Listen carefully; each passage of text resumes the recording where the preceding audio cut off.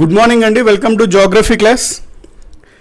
మనకి GJP Telugu play స్టోర్లో back వచ్చేసింది అండి. మళ్ళీ మనం యాక్చువల్లీ వెబ్సైట్ అనుకున్నాం కదా, సో ఇప్పుడు జీజేపీ తెలుగు యాప్ అనేది ప్లే స్టోర్లో ఉంది, ప్లస్ యాప్లో ఉంది, ప్లస్ వెబ్సైట్లో కూడా మీరు చూసుకోవచ్చు అండి. www.gjptelugu.inలో. సో దీంట్లో ఆల్రెడీ సబ్స్క్రైబ్ అయిన వాళ్ళు ఉన్నారు, వాళ్ళకి ఒక 3 or 4 days యాప్ మధ్యలో రాలేదు. సో అందుకనే ప్లే స్టోర్లో యాప్లో లేకుండే, అందుకనే వెబ్సైట్లో డైరెక్ట్గా చూసుకోవచ్చు అని చెప్పాం కూడా. ఇప్పుడు బోత్ యాప్ కూడా మళ్ళీ అవైలబుల్ వచ్చేసింది ప్లే స్టోర్లో. అర్థమెటిక్ అండ్ రీజనింగ్కి సంబంధించి కంప్లీట్ కోర్స్ ఉంటుందండి. ఇందులో అర్థమెటిక్ అండ్ రీజనింగ్ ఇంట్రెస్టెడ్ ఉన్న వాళ్ళు జాయిన్ అవ్వచ్చు. ఇప్పుడు ప్రెజెంట్ ఏంటి అంటే ఈరోజు రేపు కూడా ప్రోమో కోడ్ పేమెంట్ దగ్గర క్యాప్స్లో హోమ్ అని టైప్ చేస్తే 10% డిస్కౌంట్ వస్తుందండి. సో ఎవరైతే అర్థమెటిక్ అండ్ రీజనింగ్ కోసం చూస్తున్నారో ఇది అవైల్ చేసుకోవచ్చు. ఎస్, అందరూ వచ్చేసినట్లుగా అండి. స్టార్ట్ చేసేద్దాం క్లాస్ని. మనం జాగ్రఫీలో సునామీ కంప్లీట్ చేసాం last time. At the same time discontinuities చూసుకున్నాం, దాంతో కంప్లీట్ అయింది ఆ పార్ట్. ఇప్పుడు జాగ్రఫీకి సంబంధించి, ఫిజికల్ జాగ్రఫీకి సంబంధించి ఒక కొత్త topic, important topic, major land forms on earth చూద్దాం.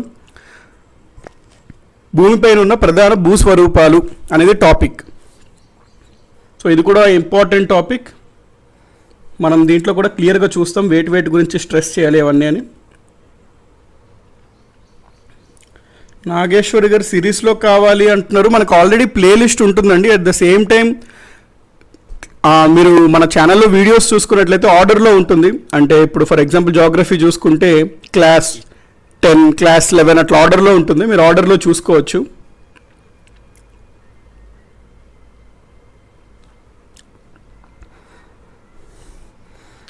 గుడ్ మార్నింగ్ అండి. సో స్టార్ట్ చేసేద్దాం క్లాస్ని.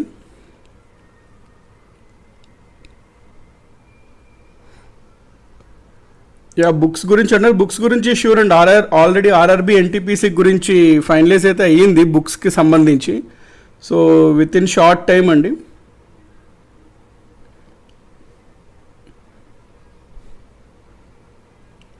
పీడిఎఫ్స్ అంటున్నారు సమ్వన్. పీడిఎఫ్స్ మనకి టెలిగ్రామ్ ఛానల్ అప్లోడ్ అవుతుందండి.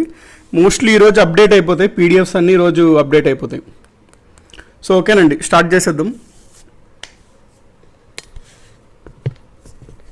మనకి అట్లానే జీజేపీ బిట్ బ్యాంక్ కూడా ఉంది, అది కూడా చూడండి. జీజేపీ బిట్ బ్యాంక్లో మనం daily polity, history, geography, economy, కెమిస్ట్రీకి సంబంధించి డైలీ బిట్స్ పెట్టడం జరుగుతుంది. అది కూడా మిస్ అవ్వద్దు. డైలీ ఎప్పుడు బిట్స్ అప్పుడు కవర్ చేసేసేయండి. ఒకేసారి అంటే మళ్ళీ మీకు అది హెవీగా అయిపోతుంది.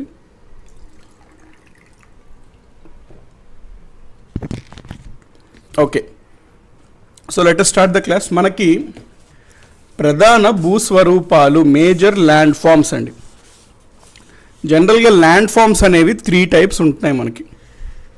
మన భూమిపైన భూస్వరూపాలు ప్రధానంగా 3 రకాలు ఉంటాయి. So land forms are of 3 types. ఏంటేంటి అవి అనేది మనం కొంచెం క్లియర్గా చూద్దామండి. ఇది కూడా మీరు కొంచెం కాన్సన్ట్రేషన్తో వినండి, పేషెన్స్తో. ఎందుకంటే కొంచెం ఈ టాపిక్ ఎక్కువ మనం ఇన్ఫర్మేషన్ తీసుకోవాల్సి ఉంటుంది. So land forms are of 3 types. ఒకటి ఫస్ట్ ఆర్డర్ ల్యాండ్ ఫార్మ్స్.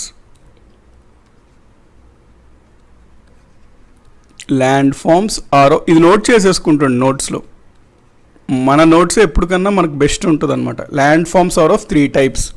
ఫస్ట్ది ఏంటి అంటే ప్రైమరీ ల్యాండ్ ఫార్మ్స్, దీన్నే ఫస్ట్ ఆర్డర్ ల్యాండ్ ఫార్మ్స్ అంటాం. ప్రైమరీ ల్యాండ్ ఫార్మ్స్, దీన్నే ఫస్ట్ ఆర్డర్ ల్యాండ్ ఫార్మ్స్. తెలుగులో మొదటి తరగతి భూస్వరూపాలు.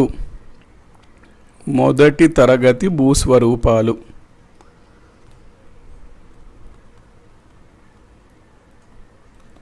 సెకండ్ది ల్యాండ్ ఫార్మ్స్లో 3 రకాలు ఉంటాయండి. సెకండ్ది ఏంటి అంటే సెకండరీ ల్యాండ్ ఫార్మ్స్ అంటాం. సెకండరీ ల్యాండ్ ఫార్మ్స్, దీన్నే మనం తెలుగులో ద్వితీయ భూస్వరూపాలు. ద్వితీయ భూస్వరూపాలు. Third tertiary land forms.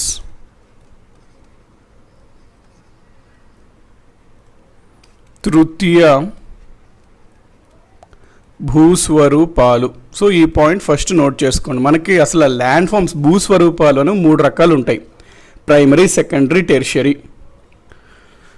Narasimha Naidu Dasari గారు శాతవాహనాస్ క్లాస్ ఎప్పుడు చెప్తారు సార్ మనకి? యాక్చువల్లీ మనం ఇండియన్ హిస్టరీ చూస్తున్నామండి. ఇండియన్ హిస్టరీలో శాతవాహనాస్ మైనర్ టాపిక్ అవుతుంది, అది మనం పోస్ట్ గుప్తాస్లో ఉన్న రీజనల్ కింగ్డమ్స్లో చూస్తాము. శాతవాహనాస్ని ఇన్ డెప్త్ మనం చూడమండి ఇండియన్ హిస్టరీ పరంగా మాట్లాడినప్పుడు. We only consider important events అనమాట. శాతవాహనాస్లో కూడా పోస్ట్ గుప్తాస్ అది మనం చూస్తాము. సో ఒక పాయింట్ నోట్ చేసుకోండి, మీకు జనరల్ ఎటువంటి డౌట్స్ అంటే ఇప్పుడు మనం క్లాస్లో చెప్తున్న వాటిపైన కూడా క్వశ్చన్స్ ఉంటే వీడియో కింద కమెంట్ సెక్షన్లో పెట్టేసేయండి. ఎందుకంటే మనకి ఇది ఫ్లోలో వెళ్ళిపోయిన తర్వాత మీకు డెఫినెట్లీ ఆ సందర్భం వచ్చిన తర్వాత నేను అది చూసి క్లియర్ చేసేస్తుంటా. మనకి లైవ్ చాట్లో అంటే చాలా మీకు క్వశ్చన్స్ అంటే సబ్జెక్ట్ పరంగా మనం ఆల్రెడీ చదివిన దానిపైన అడగండి. అంటే సమ్వన్ ఇప్పుడు ఎకానమీలో రెపో రేట్ అంటున్నారు, మనం ఇంకా రెపో రేట్కి రాలేదు కదండి. So it's not the correct time అనమాట టు డీల్ విత్ ఆల్రెడీ చదివిన వాటిలో. దానిపైన మీకు ఏదైనా సందేహం ఉంటే కమెంట్స్ కింద అడగండి, డెఫినెట్లీ అది నాకు టైం ఉన్నప్పుడు చూస్తాను. ఆల్రెడీ కొన్ని క్వశ్చన్స్ అడిగారు లాస్ట్ టైం క్విజ్లో, వాటిలో కవర్ చేసేసాం చాలా వరకు అయితే. అట్లానే ఇప్పుడు రీసెంట్గా జరుగుతున్న వీడియోస్, ఫర్ ఎగ్జాంపుల్ ఈ వీడియో మీదకి ఏమైనా డౌట్ ఉంటే ఈ వీడియో కింద కమెంట్ సెక్షన్లో పెట్టండి. More than live chat, comment section కింద పెడితే ఈజీగా చూడొచ్చు. లైవ్ చాట్లో స్కిప్ అయిపోతుంటాయి మనకి.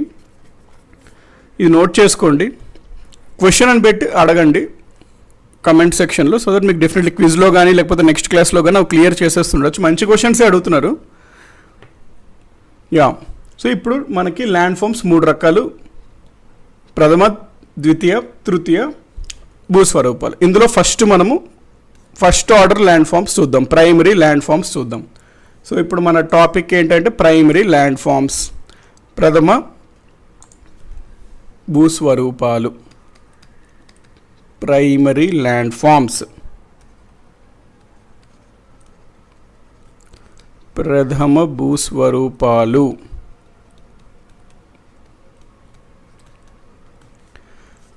మనకి భూమిపైన ఉన్నటువంటి ప్రధానమైన భూస్వరూపాలు ఏంటండి? ఖండాలు, మహాసముద్రాలు. సో ఈ ఖండాలు, మహాసముద్రాలనే మనము ప్రైమరీ ల్యాండ్ ఫామ్స్ అని అంటాము. ఖండాలు మరియు మహాసముద్రాలనే ప్రైమరీ ల్యాండ్ ఫామ్స్ అంటాం. సో ప్రైమరీ ల్యాండ్ ఫామ్స్ కింద ఏమొస్తాయి మనకి? కాంటినెంట్స్ వస్తాయి ఖండాలు, అండ్ ఓషన్స్ వస్తాయి మహాసముద్రాలు. కాంటినెంట్స్ వస్తాయి ప్లస్ ఓషన్స్ వస్తాయి. ఈ రెండింటినే మనము ప్రధాన భూస్వరూపాలు, ప్రైమరీ ల్యాండ్ ఫామ్స్ అంటాం. మన భూమిపైన చూసుకుంటే ఆన్ ఎర్త్ మనకి దాదాపుగా 71% వాటర్ ఉంటుంది, నీళ్ళతో ఉంటుంది. 29% మనకి ల్యాండ్ ఉంటుంది. సో 29% ల్యాండ్తో ఆక్రమించి ఉంటుంది, 71% నీరుతో ఆక్రమించి ఉంటుంది భూమిపైన. మనకి ఖండాలు, మహాసముద్రాలు పరంగా మనం మాట్లాడుకున్నప్పుడు మనకి ఓవరాల్గా టోటల్గా 7 కాంటినెంట్స్ ఉంటాయి, 5 ఓషన్స్ ఉంటాయి. 7 కాంటినెంట్స్ ఉంటాయి, 5 ఓషన్స్ ఉంటాయి. 7 కాంటినెంట్స్ పరంగా మనం చూసుకున్నట్లయితే ఏంటేంటి అవి అంటే ఏషియా వస్తుంది, ఆఫ్రికా వస్తుంది, నార్త్ అమెరికా వస్తుంది, సౌత్ అమెరికా వస్తుంది, అంటార్క్టికా వస్తుంది, యూరప్ వస్తుంది, ఆస్ట్రేలియా వస్తుంది.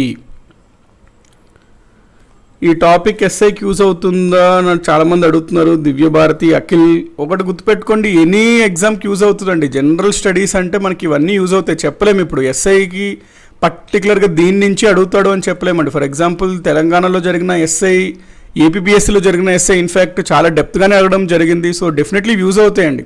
ఏదైతే మనం జనరల్ స్టడీస్లో చూస్తున్నామో అన్ని ఆల్ కాంపిటేటివ్ ఎగ్జామినేషన్స్కి యూజ్ అవుతాయి. నెంబర్ 1. నెంబర్ 2, ఇప్పుడు ఒకప్పుడులా లేవండి ఎగ్జామ్స్ కూడా. ఈ ఎగ్జామ్ అంటే ఖచ్చితంగా ఎక్కువ డెప్త్ వెళ్ళడు, లేకపోతే ఎక్కువ డెప్త్ వెళ్తాడు, అట్లాగే లేదండి. ఫర్ ఎగ్జాంపుల్ గ్రామ సచివాలయం పేపర్ చూసుకున్న ఏపీఎస్లో రీసెంట్ అయినది చాలా డెప్త్ అడిగాడు అనమాట. జనరల్గా గ్రామ సచివాలయంలో అంత డెప్త్ అడిగాడు కాదు ముందు, బట్ ఇప్పుడు పబ్లిక్ సర్వీస్ కమిషన్స్ కూడా స్టాండర్డ్ పెంచేసింది. కాబట్టి మీకు ఓవరాల్ ఇన్ఫర్మేషన్ అన్ని సబ్జెక్ట్స్ పైన ఉండాలండి. ఎగ్జామ్లో ఈజీగా అడిగితే అది మీకు అడ్వాంటేజ్, కష్టంగా అడిగితేనే ఇంకా యాక్చువల్లీ మీరు బెటర్ అండి. మీరు బాగా ప్రిపేర్ అయ్యి ఉంటే కష్టంగా అడిగితేనే బెటర్. సో ఒక ఎగ్జామ్ మనం చదివేది ప్రతి ఎగ్జామ్స్కి యూస్ఫుల్లే అండి. అంటే ఈ క్వశ్చన్ తీసేసేయండి, నేను ఈ ఎగ్జామ్కి ప్రిపేర్ అవుతున్నా, దానికి టాపిక్ యూజ్ అవుద్దా అని తీసేసేయండి. ఎస్ఐ ఎగ్జామ్లో అది ఏ ఎగ్జామ్ కన్నా ఇది యూస్ఫుల్ అండి. ఎస్ఐ అవనివ్వండి, గ్రూప్స్ అవనివ్వండి, కానిస్టేబుల్ అవనివ్వండి, గ్రామ సచివాలయం, అన్నిటికీ మనం చదివే ప్రతి topic useful every competitive examination. అంటే చాలామంది క్వశ్చన్స్ రిపీటెడ్గా అడుగుతున్నారు కాబట్టి చెప్తున్నా. పాయింట్ ఏంటంటే మనకి ఇప్పుడు ఒక్క కాంపిటేటివ్ ఎగ్జామినేషన్స్కి ఒకలాగా అడుగుతాడు అని లేదు. ఆల్మోస్ట్ అన్ని కాంపిటేటివ్ ఎగ్జామినేషన్స్కి ఒకటే లెవెల్కి రీచ్ అయిపోయారండి. ఒకటే రకంగా ప్రశ్నలు అడుగుతున్నాడు. ఎందుకంటే స్టూడెంట్స్ కూడా జనరల్గా అన్ని కాంపిటేటివ్ ఎగ్జామినేషన్స్కి ప్రిపేర్ అవుతున్న వాళ్ళు అన్ని చాలా వరకు రాస్తున్నారు ఎగ్జామ్స్. కాబట్టి స్టూడెంట్స్ అప్గ్రేడ్ అయినప్పుడు పబ్లిక్ సర్వీస్ కమిషన్ ఇంకా అప్గ్రేడ్ అయింది. కాబట్టి డెఫినెట్లీగా మీకు యూస్ఫుల్ అవుతుంది. కాబట్టి 5 ఓషన్స్ ఇప్పుడు మనం చూద్దాం. 5 ఓషన్స్ ఏమేమి వస్తాయి మనకి? పసిఫిక్ ఓషన్ వస్తుంది, అట్లాంటిక్ ఓషన్ వస్తుంది, ఇండియన్ ఓషన్ వస్తుంది, అంటార్క్టిక్ ఓషన్ వస్తుంది, ఆర్కిటిక్ ఓషన్ వస్తుంది.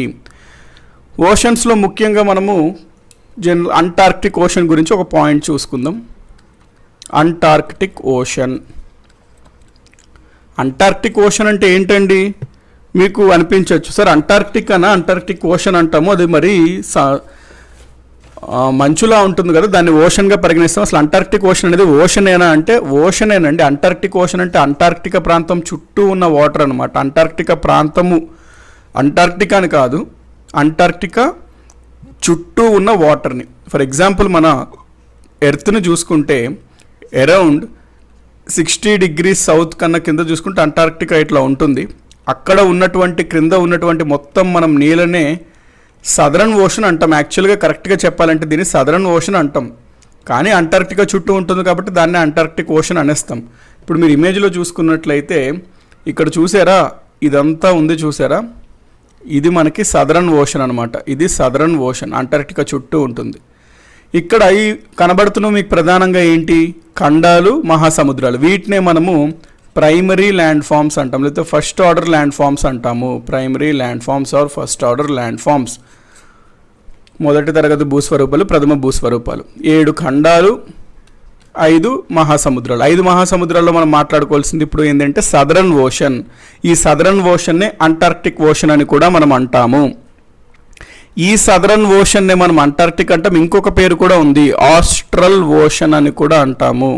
సో ఆస్ట్రల్ ఓషన్ అన్నా, సదరన్ ఓషన్ అన్నా, అంటార్క్టిక్ ఓషన్ అన్నా ఒకటేనండి. సో అంటార్క్టిక్ ఓషన్ అన్న ఒకటే, అంటార్క్టిక్ ఓషన్ అన్న ఒకటే. ఈ పాయింట్ క్లియర్ కదండి. రేపు పొద్దున్న ఎగ్జామ్లో Antarctic Ocean is also known as అని చెప్పి ABCD అని ఇస్తాడు. ఆస్ట్రల్ ఓషన్ ఆప్షన్ ఇవ్వచ్చు. సో ఇది మీరు గుర్తుపెట్టుకోండి. నెక్స్ట్ సదరన్ ఓషన్ చూసుకున్నట్లయితే మనము ఇక్కడ చూసారు అంటార్క్టికా ప్రాంతంలో, ఈ ప్రాంతాన్ని మనము సదరన్ ఓషన్ దాకా చూసుకున్నట్లయితే ఈ ప్రాంతం అంటే జనరల్గా ఇది 60 degrees సౌత్ అండి. 60 degrees సౌత్ కన్నా ఉన్న ఈ వాటర్ని మొత్తం సదరన్ ఓషన్ అని అంటాము. ఓకే అండి. నెక్స్ట్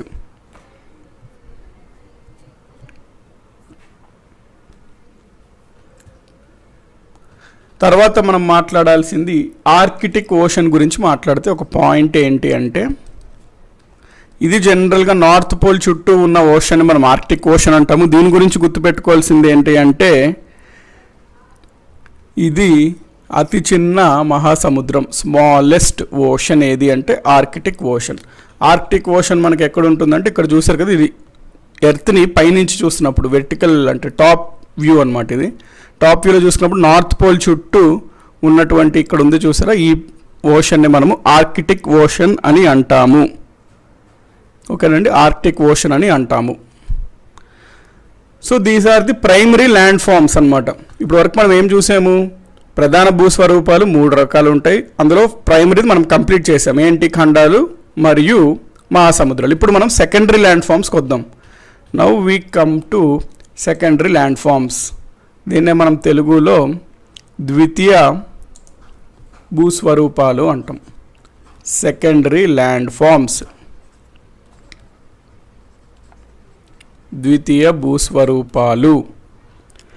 అసలు ప్రైమరీ ల్యాండ్ ఫామ్స్కి సెకండరీ ల్యాండ్ ఫామ్స్కి డిఫరెన్స్ ఏంటి అంటే, జనరల్గా మనకి ఈ ప్రైమరీ ల్యాండ్ ఫామ్స్ ఉంటాయి కదండి, ఆ ప్రైమరీ ల్యాండ్ ఫామ్స్ పైన కొన్ని బలాలు, కొన్ని శక్తులు యాక్ట్ చేయడం వల్ల సెకండరీ ల్యాండ్ ఫామ్స్ ఏర్పడతాయి. సో ల్యాండ్ ఫామ్స్ ఎప్పుడైతే ఆ ప్రైమరీ ల్యాండ్ ఫామ్స్ నుంచి అంటే ప్రైమరీ ల్యాండ్ ఫామ్స్ పైన కొన్ని బలాలు ఏర్పడడం వల్ల వేరే రకాలైన భూస్వరూపాలు ఏర్పడతాయి. వాటినే మనము సెకండరీ ల్యాండ్ ఫామ్స్ అని అంటాము. సో మనం డెఫినేషన్ కూడా ఇక్కడ రాసుకుందాము. సెకండరీ ల్యాండ్ ఫామ్స్కి డెఫినేషన్ ఏంటి అంటే land forms that are formed from the broken remains of primary land forms. అంటే ప్రైమరీ ల్యాండ్ ఫామ్స్ నుంచి ఏర్పడే ల్యాండ్ ఫామ్స్ అనమాట ఇవి. అందుకే పేరు సెకండరీ ఉంది, దానికి ప్రైమరీ ఉంది. ప్రైమరీ నుంచి ఏర్పడతాయి కాబట్టి ఇవి సెకండరీ అనమాట, primary land forms. Next primary land forms secondary land ఫామ్స్గా ఎప్పుడు ఏర్పడతాయి అంటే primary land forms become secondary land form. Primary land forms becomes secondary land forms ఇప్పుడు when వాటిపైన బలాలు ఏర్పడినప్పుడు. రెండు రకాలైన బలాలు ఏర్పడతాయి వాటిపైన. ఏంటేంటి అవి? when exogenic and endogenic forces. ఇవేంటో నేను చెప్తానండి డెఫినేషన్, మళ్ళీ ఎక్సోజెనిక్ ఎండోజెనిక్ అన్నీ చూస్తాం మనం.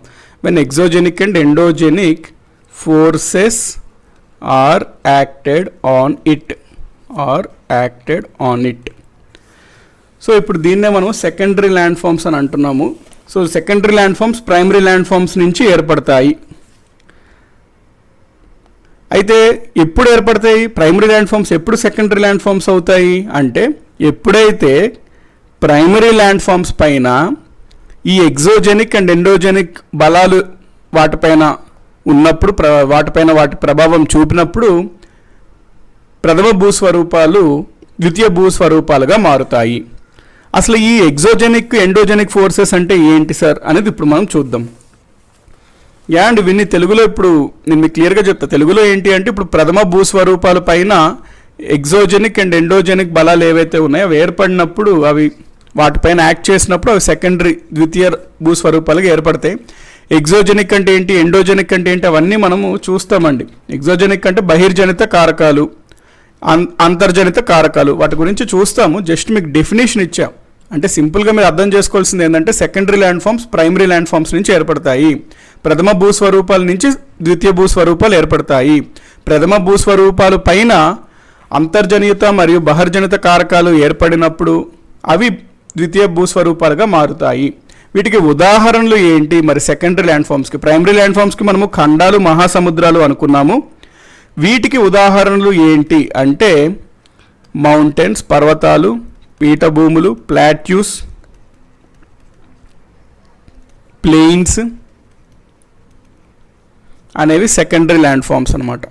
మైదానాలు, పీఠభూములు, పర్వతాలని మనము ద్వితీయ భూస్వరూపాలు అంటాము, సెకండరీ ల్యాండ్ ఫామ్స్ అని అంటాము.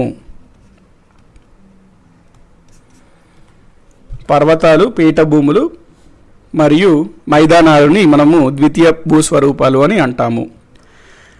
అయితే మన భూమిపైన ఉన్నటువంటి ఫిజికల్ ఫీచర్స్ ఉంటాయి కదా, అంటే భూమిపైన ఉన్నటువంటి భూస్వరూపాలను అధ్యయనం చేయు శాస్త్రాన్ని ఏమంటాము అనేది ఇప్పుడు మనం చూద్దాం. ఎందుకంటే అది కూడా ఇంపార్టెంట్ అనమాట. శాస్త్రం గురించి కూడా పితామహుడు ఎవరో తెలియాలి. సో ఆ పాయింట్ నోట్ చేసుకుందాం. భూ ఉపరితలం వాటిపైన ఉన్న భూ స్వరూపాల గురించి అధ్యయనం చేయు శాస్త్రం ఏంటి అనేది చూద్దాం. The study of physical features of the earth అంటే భూస్వరూప శాస్త్రాన్ని ఏమంటాము? సో ఆన్సర్ చేయండి ఎవరైనా. భూస్వరూప శాస్త్రాన్ని మనము ఏమంటాము?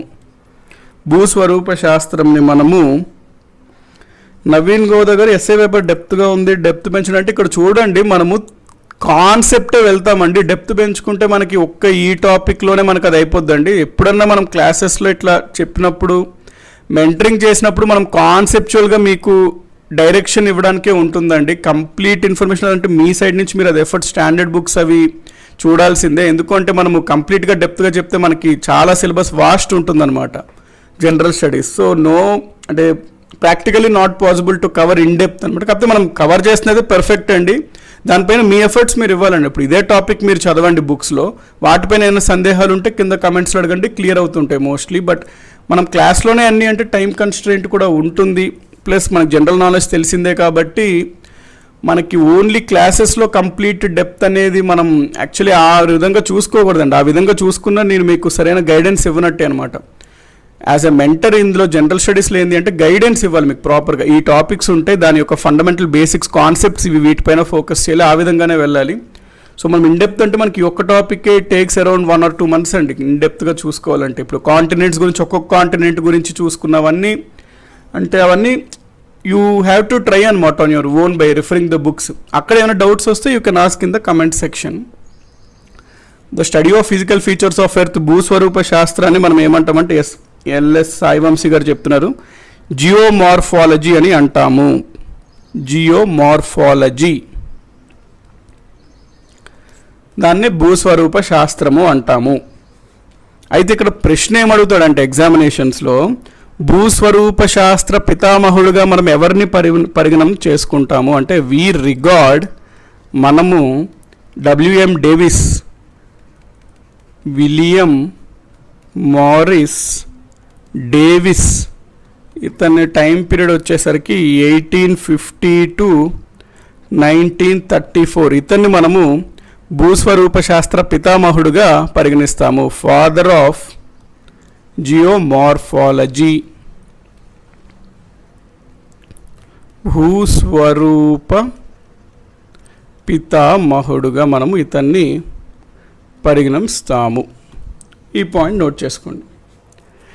ఇప్పుడు మనము ఇందాక చెప్పినట్టు సెకండరీ ల్యాండ్ ఫామ్స్, ద్వితీయ భూస్వరూపాలపైన 2 రకాల బలాలు ప్రభావం చూపిస్తాయి. అవి ఏంటి అవి చూద్దాం అనుకున్నాం కదా, ఇప్పుడు ఆ పాయింట్ చూద్దాము. సో సెకండరీ ల్యాండ్ ఫామ్స్ పైన 2 రకాల బలాలు, శక్తులు ప్రభావం చూపిస్తాయి. అవి చూపించినప్పుడే primary land forms secondary land ఫామ్స్గా మారుతాయి. సో ఏంటనుకున్నాం అవి మనము ఎగ్జోజెనిక్, ఎండోజెనిక్ అనుకున్నాంగా, వాటి గురించి ఇప్పుడు చూద్దాం. ఇంపార్టెంట్ అండి ఎగ్జోజెనిక్ అండ్ ఎండోజెనిక్. సైన్స్లో మీరు ఒకవేళ ఇది రిఫర్ చేసి ఉంటారు, exogenic endogenic forces, exogenic endogenic. First endogenic forces, endogenic forces, దీన్నే తెలుగులో మనము అంతర్జనిత బలాలు అంటాము. రెండోది ఎగ్జోజెనిక్ ఫోర్సెస్, బహిర్జనిత బలాలు అంటాము.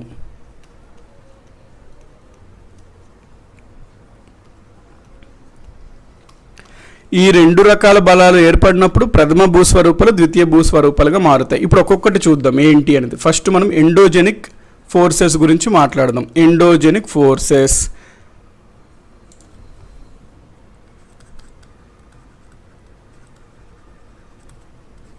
అంటే పేరులోనే ఉంది ఎండో. ఎప్పుడన్నా ఎండో అనే పదం మీకు కనబడితే దాని మీనింగ్ ఇన్సైడ్ అండి, లోపల అని. అంతర్జనిత, ఎండోస్కోపీ అట్లా అంటారు కదా మెడిసిన్లో, ఎండో అనమాట. అంతర్జనిత భూస్వరూపాలు, అంతర్జనిత బలాలు. మనకి భూమి లోపల నుంచే ఎటువంటైనా బలాలు, శక్తులు, ఫోర్సెస్ యాక్ట్ అవుతుంటే వాటిని మనం ఎండోజెనిక్ ఫోర్సెస్ అంటాము. అంటే ఈ బలాలు భూమి లోపల ఉద్భవించాయి, ఈ బలాలు భూమి లోపల పుట్టాయి. ఈ భూమి లోపల పుట్టిన ఈ బలాలు భూమిపైన ప్రభావం చూపినప్పుడు భూమి ఉపరితలం పైన కొన్ని మార్పులు వస్తాయి. ఆ విధంగా ద్వితీయ రంగాలు ఏర్పడతాయి అన్నాం. అంటే ఇప్పుడు ఏంటి మనకి ఇవి భూమి లోపలగా వచ్చే బలాలు, ఫోర్సెస్ అంటే ఏంటండి? ఇప్పుడు ఫర్ ఎగ్జాంపుల్ మనం ఆల్రెడీ ముందు చదువుకున్నాము క్లాస్లో మ్యాగ్మా. అక్కడ చదివినప్పుడు ఏమని చదువుకున్నాము, మనకి మ్యాగ్మా ఉంటుంది. ఈ మ్యాగ్మా బాగా వేడిగా ఉండడం వల్ల ఆ మ్యాగ్మా తరంగాలు, సంవహన కన్వెక్షన్ కరెంట్స్ అనుకున్నాం కదండి, సంవహన తరంగాలు, అవి పైకి వస్తాయి. పైకి వచ్చిన తర్వాత ఇక్కడ ఇది అడ్డుగా ఉండడంతో ఇట్లా సైడ్కి వెళ్తాయి. మళ్ళీ చల్లారిన తర్వాత మళ్ళీ కిందకు వస్తే అది ఒక సైకిల్ అని మనం ఆల్రెడీ అనుకున్నాం కదండి, ఇట్లా సైకిల్స్ లాగా వెళ్తుంటుంది అని. దాన్ని మనము సంవహన తరంగాలు, కన్వెక్టివ్ కరెంట్స్ అనుకున్నాం కదా. దీనివల్ల ఏమవుతుంది, ఇక్కడ పలకలు కదలడం అవన్నీ జరుగుతున్నాయి అనుకున్నాం కదండి. సో ఇప్పుడు భూమి లోపల వచ్చినటువంటి ఈ కన్వెక్టివ్ కరెంట్స్, సంవహన తరంగాలు, కన్వెక్టివ్ కరెంట్స్. మళ్ళీ భూమి లోపల ఫర్ ఎగ్జాంపుల్ ఎక్కడన్నా వాల్కెనో వచ్చిందనుకోండి, అగ్నిపర్వతం మ్యాగ్మా పైకి వచ్చి ఇట్లా ఫ్లో అయింది. ఇక్కడ ఏమైంది, ఇక్కడ బలం ఏంటి, భూమి లోపల అగ్నిపర్వతం అనేది మ్యాగ్మా రూపంలో వచ్చి బయటికి లావా వచ్చి ఇక్కడ ఇట్లాగా ఏర్పడింది. ఇక్కడ జరిగిన పాయింట్ ఏంటంటే దీనికి కావాల్సిన బలం మ్యాగ్మా అవనివ్వండి, దానికి కావాల్సిన బలం భూమి లోపల పుట్టింది మ్యాగ్మా అనేది. కాబట్టి అది అంతర్జనిత బలాలు, ఎండోజెనిక్ ఫోర్సెస్. వీటి వల్ల ఏమైంది, ఇది బయటకు వచ్చి ఒక పర్వతాన్ని ఏర్పాటు చేసింది, వాల్కెనిక్ మౌంటైన్స్. కాబట్టి ఈ పర్వతం వచ్చింది, ఇది ద్వితీయ భూస్వరూపం. కాకపోతే దేనివల్ల వచ్చింది, భూమి లోపల పుట్టినటువంటి కారకం వల్ల వచ్చింది. అందుకే వీటిని అంతర్జనిత కారకాలు అంటాము, ఎండోజెనిక్ ఫోర్సెస్ అంటాము. మనకి వాల్కెనోస్, కన్వెక్షన్ కరెంట్స్ వల్ల పలకలు కదులుతుంటాయి కదండి, అవి లోపల భూకంపాలు వచ్చాయనుకోండి. ఫర్ ఎగ్జాంపుల్ ఎక్కడైనా పెద్ద భూకంపం వస్తే ఇట్లాగా విడిపోతుంది భూమి, దాన్ని మనం రిఫ్ట్స్ అంటాము, పగుళ్ళు అంటాం, పగుళ్ళు వస్తాయి. మరి అది కూడా ఎందుకు వచ్చింది అంటే భూమి లోపల పుట్టినటువంటి ఎర్త్క్వేక్ వల్ల, అది కూడా అంతర్జనిత కారకమే కదా. సో మనకి ఆల్రెడీ ఏంటి, ఒక ఖండం ఉందనుకోండి, ఇది ప్రైమరీ ల్యాండ్ ఫామ్, ఇది ప్రథమ ద్వితీయ ఇది భూస్వరూపం. దీనిపైన లోపల నుంచి, భూమి లోపల నుంచి ఏమన్నా శక్తులు ఏర్పడితే ఇక్కడ ఏమవుతుంది, ఫర్ ఎగ్జాంపుల్ కొండ ఏర్పడుతుంది, వాల్కెనో వచ్చింది, వాల్కెనో వల్ల కొండ ఏర్పడింది, లేకపోతే కొన్ని దగ్గరలో పీఠ భూములు ఏర్పడ్డాయి. ఇవన్నీ ఏంటి అంటే secondary land forms. Primary land forms నుంచి సెకండరీ ల్యాండ్ ఫామ్స్ ఎందుకు వస్తున్నాయి అంటే కొన్ని బలాలు భూమి లోపల నుంచి వీటిపైన ప్రభావం చూపినప్పుడు వీటిని మనము ఎండోజెనిక్ బలాలు అంటాము, ఎండోజెనిక్ ఫోర్సెస్ అంటాము. సో ఇది ఎండోజెనిక్ అండి, క్లియర్ అయింది అనుకుంటే ఎండోజెనిక్. ఇప్పుడు మనము ఎగ్జోజెనిక్ ఫోర్సెస్ గురించి చూద్దాం. ఎగ్జోజెనిక్ ఫోర్సెస్ పేరులోనే ఉంది, ఎగ్జో అంటే ఎప్పుడు అవుట్ సైడ్ అండి, అంటే బహిర్జనిత కారకాలు లేకపోతే బలాలు. ఇక్కడ ఏంటి అంటే ఇప్పుడు ఓకే, మనకి ఈ పర్వతం ఏదో ఉందనుకోండి, దీనిపైన మనకి వాటర్ కానీ అంటే నీరు లేకపోతే గాలి లేకపోతే మంచు, ఇది ఏదన్నా ఇట్లా యాక్ట్ అయినప్పుడు ఫర్ ఎగ్జాంపుల్ నీరు ఇట్లా ప్రవహిస్తుంది అనుకోండి, లేకపోతే గాలి అట్లాగా ప్రవహిస్తుంది, తీవ్రమైన గాలి. అప్పుడు ఏం చేస్తుంది, ఇంత పెద్దగా ఉన్న మౌంటైన్ మెల్లగా ఎరోజన్ చేసి దాన్ని కొంచెం సైజ్ తగ్గించడము, లేకపోతే దాని ఒక పీఠభూమిలా తయారు చేయడము. సో ఈ పైనటువంటి భూస్వరూపాలని ఈ నీరు, గాలి, మంచు వంటి కారకాలు వీటి యొక్క భూస్వరూపం మారుస్తుంటాయి. ఇవి భూమి లోపల పుట్టినవి కాదు కదండి, భూమి బయట, భూమి ఉపరితలం బయట వీటి యొక్క ప్రభావం చూపిస్తున్నాయి. ఇవి భూమి యొక్క బయట ఇవి యాక్ట్ అవుతున్నాయి. అందుకనే చెప్పి దీన్ని మనము ఎగ్జోజెనిక్ ఫోర్సెస్ అంటాము, బహిర్జనిత కారకాలు అంటాము. ఇవి ప్రధానంగా చేసేవి ఏంటి సార్, మరి ఇప్పుడు వాటర్ ఉంది, విండ్ ఉంది, స్నో ఉంది, ఇవి చేసేవి ఏంటి, మనకి భూమిపైన ఉన్నటువంటి భూస్వరూపాలపైన ఇవి ఏ రకమైన మార్పులు చేస్తాయి అంటే ఇవి ప్రధానంగా 3 రకాల చర్యలు చేస్తాయి. 3 రకాల చర్యలు ఏంటి అంటే, ఒకటి వెదరింగ్ చేస్తాయి. వెదరింగ్ అంటే ఏంటి, శైథిల్యం చేస్తాయి. వెదరింగ్ అంటే శైథిల్యం. 2 ఈ కారకాలు ఏవైతే ఉన్నాయో బహిర్జనిత కారకాలు, ఇవి ఎరోజన్ చేస్తాయి అంటే క్రమక్షయ చేస్తాయి. ఈ వాటర్, విండ్, స్నో అనేటువంటి బహిర్జనిత కారకాలు ఇంకేం చేస్తుంది అంటే డిపాజిషన్ చేస్తుంది. సో వెడ్ అన్నమాట, వెదరింగ్, ఎరోజన్, డిపాజిషన్. డిపాజిషన్ అంటే నిక్షేపణ. సో ఈ రకాల చర్యలు చేస్తాయి ఇవి, ఓకే కదండి.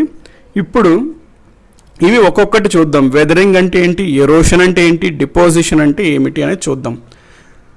ఫస్ట్ వెదరింగ్ గురించి మనం మాట్లాడినట్లయితే, ఫర్ ఎగ్జాంపుల్ ఒక రాయి ఉందనుకోండి, ఆ రాయి పైన మనకి వాటర్ లేదా స్నో కానీ లేదా విండ్, హెవీ విండ్ ఫ్లో అవుతున్న లాంగ్ పీరియడ్ ఆఫ్ టైం, కొన్ని లక్షల సంవత్సరాలకి ఛాన్స్ ఉంటుంది. ఏంటి, ఈ రాక్ పగుళ్ళు వచ్చి విరిగిపోవడానికి ఛాన్స్ ఉంటుంది. ఫస్ట్ పగుళ్ళు ఏర్పడితే తర్వాత విరిగిపోద్ది రెండుగా ఈ రాయి.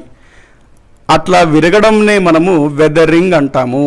అంటే ఒక రాయిలో గనక మనకు ఈ 3 కారకాలు ఏదో ఒక కారకం వల్ల, ఈ మూడిట్లో ఏదైనా కారకాల వల్ల ఆ రాళ్ళలో పగులు ఏర్పడి విరిగిపోతే వాటిని మనం వెదరింగ్ అంటాము. ఇది ఎందుకు పగులుద్ది అవన్నీ మనం సైన్స్లో మీరు ఆల్రెడీ చూస్తారండి. వెదరింగ్ అదంతా mostly it has to be dwelt in science. Example మనకి ఇది ఉందనుకోండి, ఒక రాయి ఉంది. ఈ రాయిలో మనకి చిన్న చిన్న రంధ్రాలు ఉంటాయి అనమాట. ఫర్ ఎగ్జాంపుల్ ఇప్పుడు ఇవి బాగా వేడి ఉన్న వాతావరణం ఉన్న డెజర్ట్లో ఉన్నదనుకోండి రాయి, పగలంతా తీవ్రమైన వేడికి గురైనప్పుడు ఇక్కడ పగుళ్ళు ఏర్పడతాయి. ఇక్కడ ఎప్పుడన్నా వాన పడినా, జనరల్గా ఏదన్నా నీరు వచ్చినా నీరు ఇక్కడ లోపలికి వెళ్తుంది పగుల లోపల. రాత్రి ఏమవుతుంది, నైట్ డెజర్ట్ చాలా తగ్గిపోద్ది అనమాట. టెంపరేచర్స్ అనేది 0 అట్లా వెళ్ళిపోద్దండి. డెజర్ట్ ఏంటంటే పగలు చాలా వేడిగా, నైట్ చాలా చల్లగా ఉంటుంది. ఈ టైంలో ఏమవుతుంది, ఇక్కడ చేరుకుపోయిన వాటరు ఐస్గా గడ్డ కడుతుంది. ఎప్పుడన్నా ఇవి టైట్గా వాటర్ చేరిపోతాయి, టైట్గా ఐస్ గడ్డ కడతాయి. దానివల్ల మళ్ళీ మార్నింగ్ వచ్చేసరికి మళ్ళీ వాటర్గా అవుతాయి. ఇవి రిపీటెడ్గా లక్షల సంవత్సరాలు అయ్యే కొద్దీ వీటి యొక్క వాల్యూమ్ పెరుగుద్దండి. ఎప్పుడన్నా మీరు టైట్గా ఫిల్ చేసిన బాటిల్ డీప్ ఫ్రిడ్జ్లో కనుక పెడితే ఆఫ్టర్ కొంత టైం ఏంటంటే మీకు ఆ బాటిల్ పగిలిపోద్ది అనమాట. ఎందుకు అంటే ఐస్ మారినప్పుడు దాని వాల్యూమ్ కొంచెం పెరుగుతుంది. అందుకే మనం కొంచెం గ్యాప్ ఇచ్చి పెట్టాలి అంటారు. అంటే కొంచెం వాటర్ నింపినప్పుడు ఫుల్గా నింపద్దు, గ్యాప్ ఇచ్చి. సో ఆ రకంగా మనకి ఐస్ వల్ల కానీ, వాటర్ వల్ల కానీ, స్నో వల్ల కానీ, వీటి వల్ల వీటిలో పగుళ్ళు ఏర్పడి ఇది కనుక విరిగిపోతే దాన్నే మనము వెదరింగ్ అంటాము. వెదరింగ్లు ఇక్కడ మీరు గుర్తుపెట్టుకోవాల్సిన పాయింట్ ఏంటి అంటే, ఇది ఎక్కడ మూవ్మెంట్ లేదండి. అంటే ఇప్పుడు ఇక్కడ ఈ రాయి ఇక్కడే ఉంటుంది, ఇక్కడే పగులుద్ది, ఇక్కడే ఉంటుంది. అంటే ఇక్కడ ఎందులో మూవ్మెంట్ ఉండదు అనమాట. సో జనరల్గా ఒక రాయి ఒక ప్రదేశంలో ఉంటుంది, అక్కడ వీటి కారకాల వల్ల దీంట్లో పగుళ్ళు ఏర్పడుతుంది. దీంట్లో ఎక్కడ మనకి మూవ్మెంట్ అనేది కనబడదు. సో దీన్నే మనము వెదరింగ్ అంటాము. ఈ పాయింట్ క్లియర్ కదండి, వెదరింగ్ అంటాము. నెక్స్ట్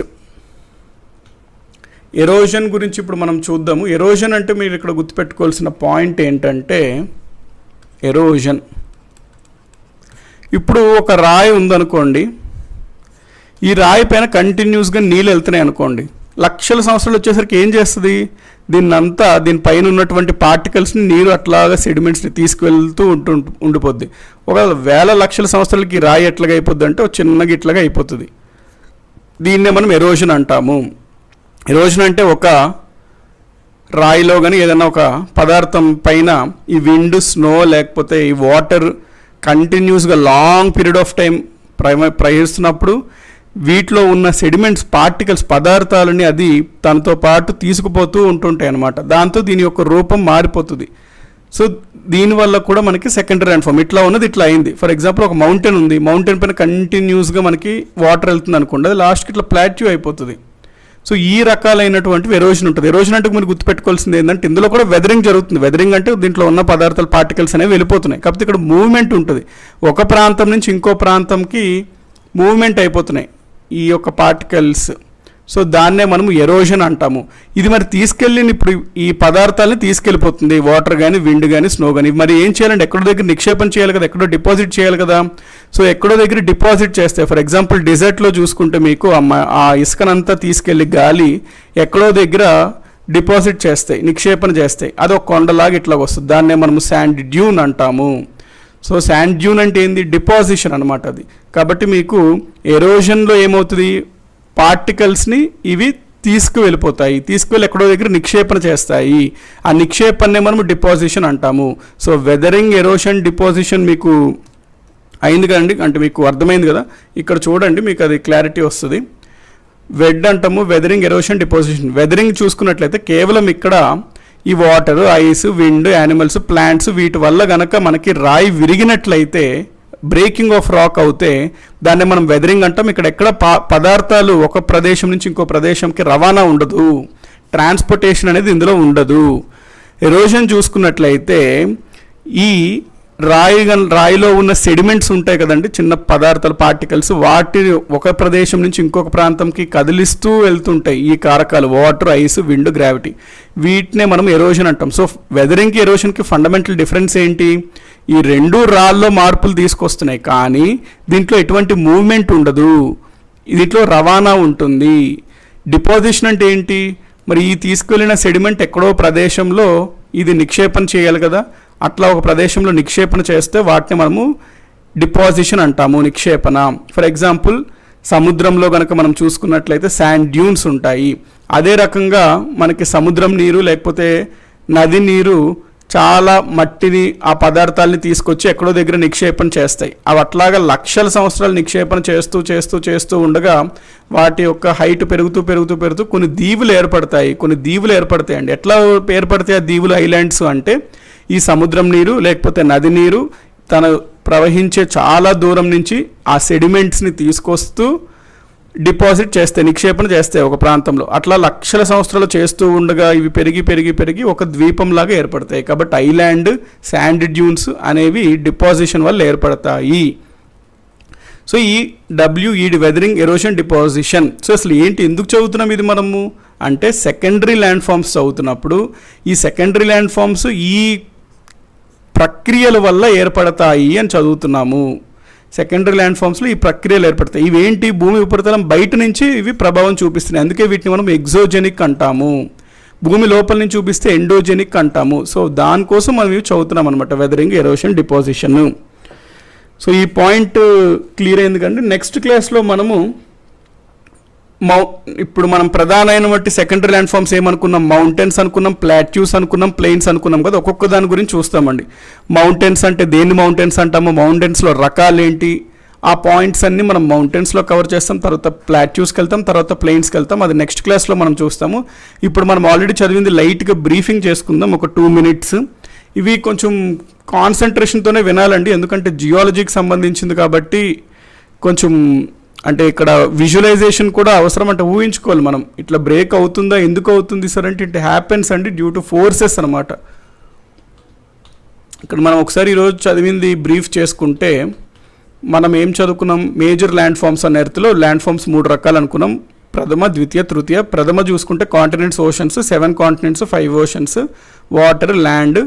5 ఓషన్స్లో ఈ ఓషన్స్ గురించి ఒక్కొక్క పాయింట్ తెలుసుకున్నాము. అంటార్క్టిక్ ఓషన్నే మనము సదరన్ ఓషన్ లేకపోతే ఆస్ట్రల్ ఓషన్ అంటాము అనుకున్నాం. అదేవిధంగా మనము ఆర్క్టిక్ ఓషన్ అనేది స్మాలెస్ట్ ఓషన్ అని చదువుకున్నాము.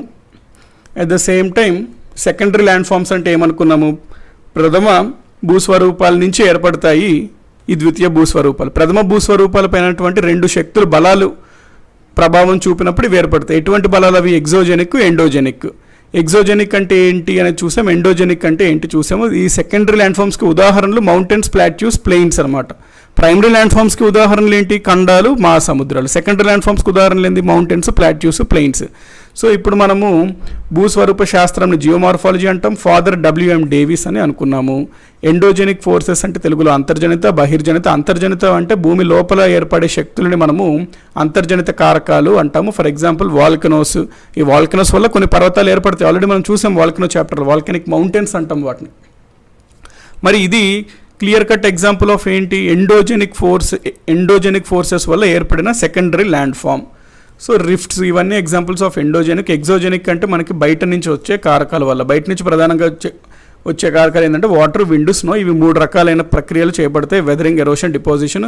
వెదరింగ్ అంటే ఏంటో చూసాం, ఒక పదార్థం ఎక్కడ కదలకుండా దాంట్లోనే పగుళ్ళు ఏర్పడి విరుగుతాయి, దాన్ని వెదరింగ్ అంటాము. ఎరోషన్ అంటే పదార్థం మూవ్మెంట్ ఉండాలండి, ఒక ప్రాంతం నుంచి ఇంకొక ప్రాంతంకి దీంట్లో ఉన్న పదార్థాలను ఇట్లా తీసుకొని వెళ్తుంటే వాటర్ కానీ విండ్ కానీ వాటిని మనం ఎరోషన్ అంటాము. ఇది తీసుకెళ్ళిన సెడిమెంట్స్ అంతా ఎక్కడో దగ్గర డిపాజిట్ చేస్తుంది, అంటే నిక్షేపణ చేస్తుంది, దాన్ని డిపాజిషన్ అంటాం, నిక్షేపణ.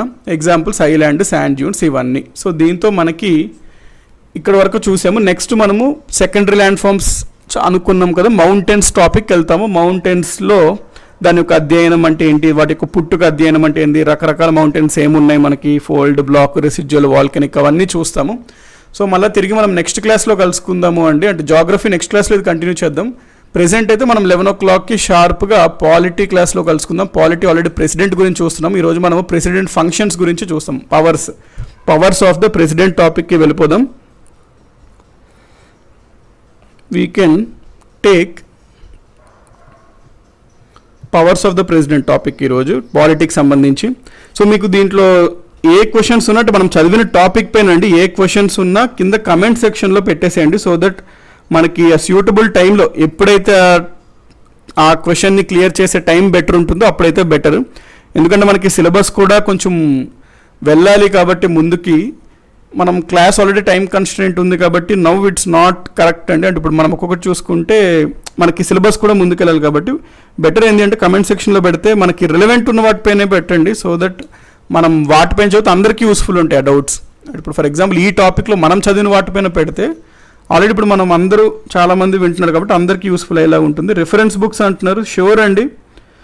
రిఫరెన్స్ బుక్స్ మీకు ఆల్రెడీ ఆర్ఆర్బి ఎన్టీపీసీ కోసం ఏమేమి బుక్స్ చదవాలి, ఎట్లా చదవాలి అంతా అదైతే కంప్లీట్ అయింది. మీకు very soon you will be getting that information. Winds ఎప్పుడు చెప్తారు? విండ్స్ మనకు వస్తుందండి క్లైమేట్ టాపిక్ అవ్వాలి. క్లైమేట్ టాపిక్ అయితేనే మనం విండ్స్కి వెళ్ళొచ్చు. క్లైమేట్ టాపిక్ చూడాలి ఫస్ట్. విండ్స్ చూడాలంటే దానికన్నా ముందు మనది క్లైమేట్ టాపిక్ ఇంపార్టెంట్ అనమాట. అది అయ్యాకనే మనం విండ్స్ చూడొచ్చు. నవ్వు విండ్స్ గురించి ఇప్పుడు కాదు. మనం త్రివేణి గారు ఈచ్ కాంటినెంట్ డీటెయిల్గా అవసరం ఉందా అంటున్నారు. చదివితే బెటరేనండి. ఇప్పుడు మీరు జనరల్గా మీకు కాంటినెంట్స్ 7 ఉన్నాయి అనుకున్నాం కదా మనం. ఏషియాకి సంబంధించి మీరు జనరల్ ఫ్యాక్ట్స్ కావాలి అంటే మీకు ఎనీ బుక్ లైక్ లూసెంట్ అని అట్లా స్టాండర్డ్ బుక్స్లో ఏషియా గురించి కొన్ని పాయింట్స్ ఉంటే చదవండి. అవి సింపుల్ పాయింట్స్ అండి, డైరెక్ట్ పాయింట్స్ అవి.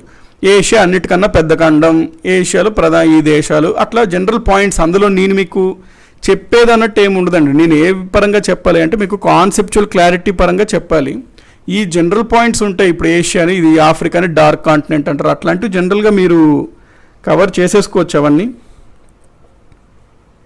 ఈచ్ కాంటినెంట్ గురించి చదివితే మంచిదేనండి. అంటే చదవాలని అడుగుతున్నారు, చదివితే మంచిది. ఈచ్ కాంటినెంట్ గురించి మీకు ఎక్కడన్నా బుక్స్లో జనరల్గా ఇస్తే ప్రస్తావన చదవండి. అందులో మీకు ఏమైనా డౌట్ అనిపిస్తే కింద కమెంట్ సెక్షన్లో పెట్టేసేయండి. I will be clearing that doubt.